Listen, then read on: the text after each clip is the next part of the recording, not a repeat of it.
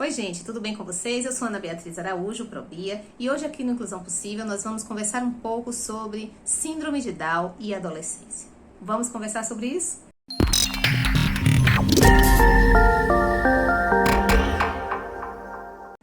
A adolescência é um período marcado por profundas transformações na vida de qualquer indivíduo. Quem de nós não se lembra da sua adolescência? Das incertezas, das dúvidas, das descobertas e de tudo que nos preparou para a vida adulta. Com a pessoa com síndrome de Down não é diferente. É comum que pais e também educadores acabem se sentindo muito aflitos ao perceber que as suas crianças estão entrando nessa nova fase da vida e com ela vem muitas mudanças e também algumas alterações comportamentais que precisam sim de orientações específicas. É sobre isso que nós vamos conversar, derrubando alguns mitos que perpassam o imaginário coletivo, mas que não correspondem à realidade e que podem prejudicar o pleno desenvolvimento dos indivíduos com síndrome de Down. O primeiro mito é o da eterna criança. Não, o seu filho, o seu aluno, ele não é uma eterna criança. Os interesses de uma criança não acompanham a vida adolescente. Os interesses que aquela pessoa tem quando criança não irão acompanhá-lo ao entrar na adolescência. Vai chegar um momento em que esse pré-adolescente ou adolescente vai se identificar muito mais com o comportamento, os desejos, os interesses, as preferências, os gostos e as condutas, o modo de vestir, o modo de falar dos seus pares da mesma faixa etária.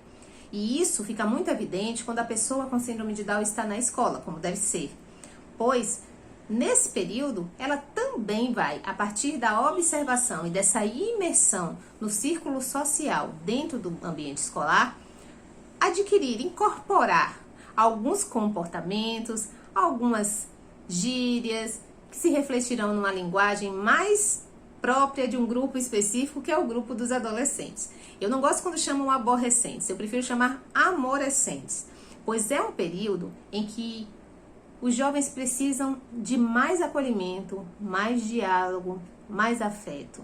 Não no sentido de sufocar o nosso jovem, mas sobretudo no sentido de margeá-lo e de oferecer a ele condições, apoio, lastro emocional para que ele possa se desenvolver cada vez mais e melhor.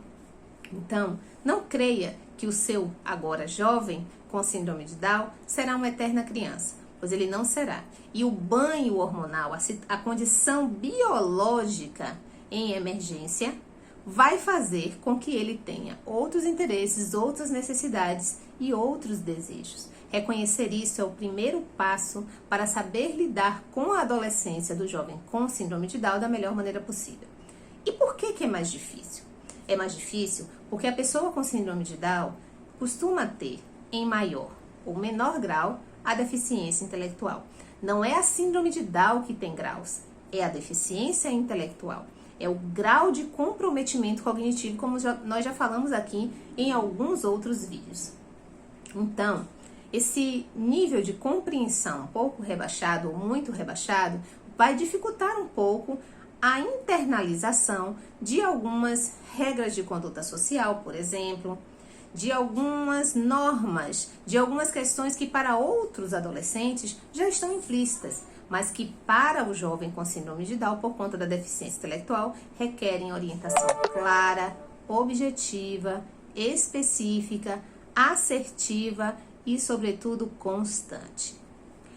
Para isso, é importante que famílias se sintam encorajadas a conversar com os seus filhos sobre as questões que os afligem, as mudanças no corpo, os novos desejos, a expressão da sexualidade que precisa ser educada para não criar empecilhos a um processo de socialização e de inclusão plena desse jovem nos mais diversos ambientes. Se a família tem dificuldade de lidar com isso, é importante buscar a orientação de um profissional habilitado.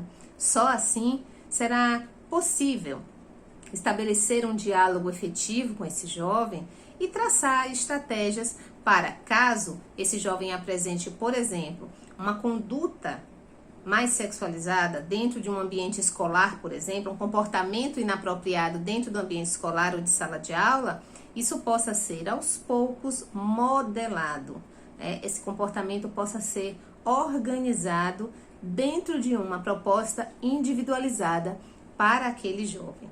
E isso dá certo, gente, mas demanda trabalho e demanda reconhecimento de que ele não é mais uma criança e de que ele não está sabendo lidar com algo que é natural do seu processo de crescimento, de amadurecimento biológico. É muito importante que a gente não perca isso de vista. Falando em sexualidade, que é um tema muito delicado, dentro do tema delicado da adolescência, é importante a gente entender que o adolescente com síndrome de Down, ele não tem uma sexualidade exacerbada. Ele tem um banho hormonal que demanda em qualquer adolescente uma emergência de desejos, um interesse pelo outro, que não é o interesse maternal. Então é importante a gente entender que isso vai levar esse adolescente a ter uma demanda que impulsiona ações, e essas ações precisam ser educadas. Desde muito cedo, a gente costuma dizer que as crianças com síndrome de Down são muito amorosas, que elas gostam muito de abraçar as pessoas, e isso também é uma conduta que a gente precisa regular, porque quando chega na adolescência, esse abraço, essa aproximação, esse contato corporal, ele ativa, ele é gatilho para uma série de desejos que essa criança, agora adolescente, pode não saber conduzir. Então, nós precisamos também adequar as expressões de afeto à efetiva faixa etária dos nossos meninos e meninas. Não se esqueçam disso. E também não se esqueçam de que o seu filho, a sua filha, ou o seu aluno, a sua aluna, precisa estar preparado para viver a adolescência. É isso mesmo. Desde muito cedo, desde muito pequeno, nós trabalhamos com as nossas crianças no sentido de desenvolver independência para a vida adulta. É um trabalho que eu costumo dizer que é de formiguinha. Então, desde lá a educação infantil, desde os primeiros contatos da mãe com o seu filho, da vivência familiar nesse núcleo mais próximo, tudo o que é feito com e para a criança deve ter como foco a sua autonomia lá na frente, na vida adulta. Então, precisamos prepará-los emocionalmente e também instrumentalizá-los objetivamente para realizar as funções do dia a dia.